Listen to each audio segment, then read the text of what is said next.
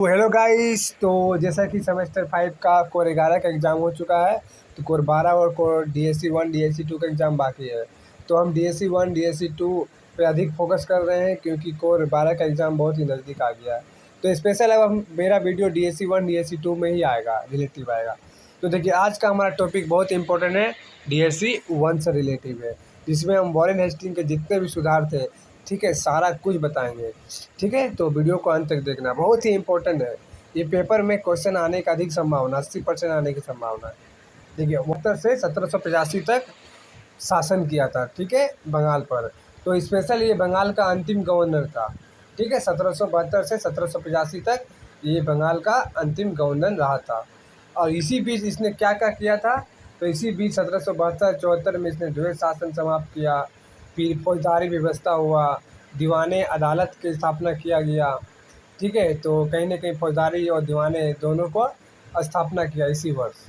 फिर 1774 से 85 में ये बंगाल के गवर्नर जनरल बना। 1774 से 85 में ये बंगाल का गवर्नर जनरल था, ठीक है। देखिए, इसका सुधार देखिए, क्योंकि हमारा आज के मतलब स्पेशल यही था कि वॉरेन हेस्टिंग के प्रमुख सुधार। और ये कौन कौन से सुधार थे, जैसे कि प्रशासनिक सुधार, भूमि कर सुधार, न्याय सुधार, व्यापार का सुधार, कूटनीतिक कार्य एवं साम्राज्य विस्तार का सुधार, शिक्षा का सुधार। यही सब सुधार आपको वहाँ पे लिखना है, ठीक है। बहुत ही आसान शब्द में बताएंगे जो कि आपको पूरा समझ में आ जाएगा, ठीक है। देखिए, सबसे पहले देखिए कौन सा है। सबसे पहले है प्रशासनिक सुधार। कौन सा सुधार है? प्रशासनिक सुधार है, ठीक है। देखिए, प्रशासनिक सुधार में उसने क्या किया, जो जो द्वैध शासन लागू था, ठीक है, उसे ख़त्म कर दिया गया। द्वैध शासन, अब जैसे कि आप जानते नहीं हैं कि द्वैध शासन क्या था, जो ख़त्म कर दिया वॉरेन हेस्टिंग, वो समझिए द्वैध शासन क्या था। द्वैध शासन था कि जो कंपनी के पास, ठीक है, कंपनी के पास प्रशासन, राजस्व वसूली या दीवानी न्याय, ये तीनों का अधिकार किसका पास था? कंपनी के पास था। लेकिन ये द्वैध शासन में नवाब पर भी कुछ अधिकार था, नवाब के पास भी कोई अधिकार था। वो था आंतरिक शांति के लिए, फौजदारी न्याय के लिए, इसके इसी के पास था। ठीक है, समस्त प्रशासनिक भी इसी के पास था। किसका पास? नवाब के पास। तो यही था द्वैध शासन, एक इसके पास शासन और एक इसके पास शासन।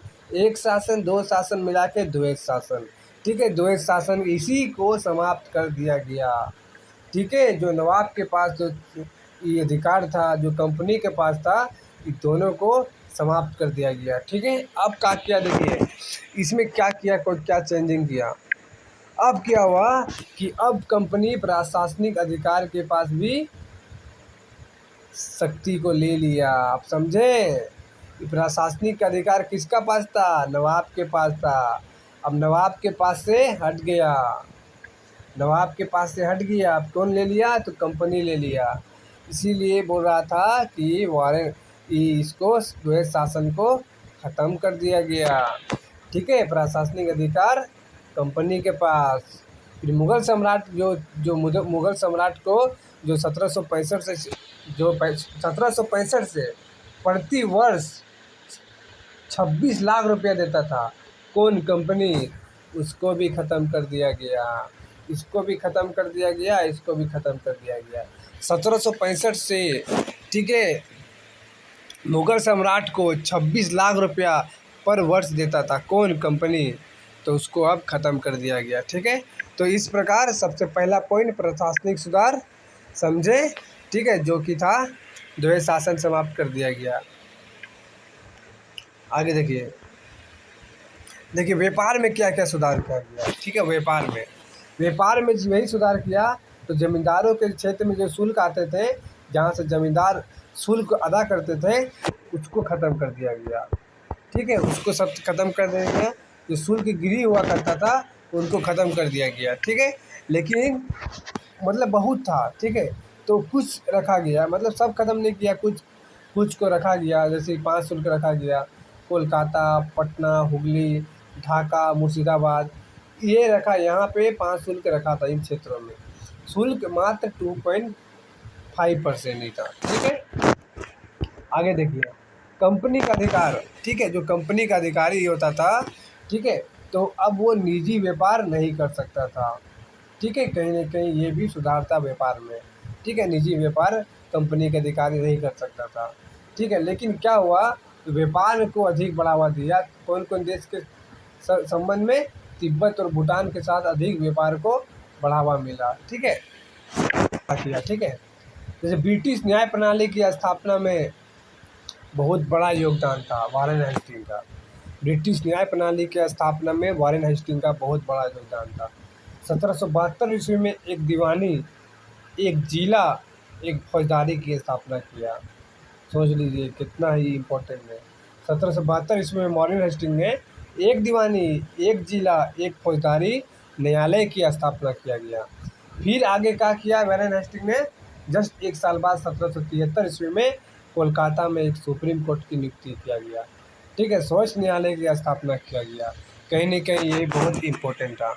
ठीक है, आगे फिर क्या किया? हिंदू के लिए हिंदू कानून और मुस्लिम के लिए मुस्लिम कानून नियुक्त किया गया। ठीक है, उसके अनुसार, धर्म के अनुसार उसके कानून लागू किया गया। ठीक है, फिर दीवान मामला का जो मामला था, कितना को इसमें कर सकता है, तो वो 500 तक मामला को निपटा सकता था, दीवान मामले को। ठीक है, फिर ये दीवान मामला किसके अधीन था? तो ये कलेक्टर के अधीन रखा गया। किसके अधीन रखा गया दीवान मामले को? कलेक्टर के अधीन रखा गया। ठीक है, सबसे पहले था आपका क्या? सदर दीवानी। सदर दीवानी के बाद इसके ऊपर, यानी कि इसके नीचे दीवान होता था। ठीक है, सबसे टॉप में ये, उसके बाद ये।